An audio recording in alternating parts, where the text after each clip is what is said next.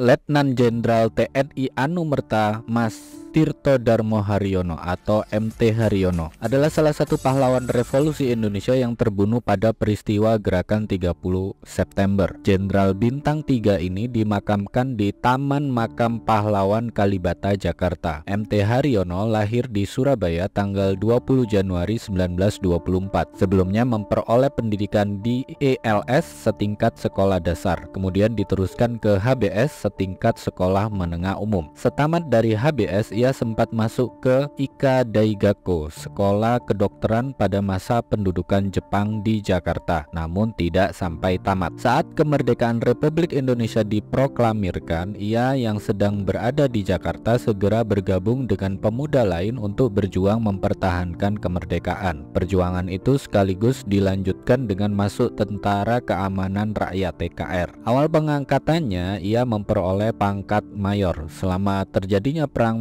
mempertahankan kemerdekaan, yakni antara tahun 1945 sampai tahun 1950, ia sering dipindah tugaskan. Pertama-tama ia ditempatkan di kantor penghubung, kemudian sebagai sekretaris delegasi Republik Indonesia dalam perundingan dengan Inggris dan Belanda. Suatu kali ia juga pernah ditempatkan sebagai sekretaris Dewan Pertahanan Negara, di lain waktu sebagai wakil tetap pada Kementerian Pertahanan urusan gencatan senjata. Dan ketika diselenggarakan konferensi Meja Bundar KMB, ia merupakan sekretaris delegasi militer Indonesia. Dini hari pada tanggal 1 Oktober 1965, anggota Cakrabirawa yang menyebut diri mereka adalah Gerakan 30 September mendatangi rumah MT Haryono di Jalan Prambanan nomor 8. Istrinya terbangun oleh sekelompok orang yang mengatakan bahwa suaminya telah dipanggil oleh Presiden Soekarno. Istrinya kembali ke kamar tidur, mengunci pintu di belakangnya dan mengatakan suaminya apa yang terjadi. Dia mengatakan kepadanya untuk tidak pergi dan memberitahu para pasukan untuk kembali pada pukul 8 pagi.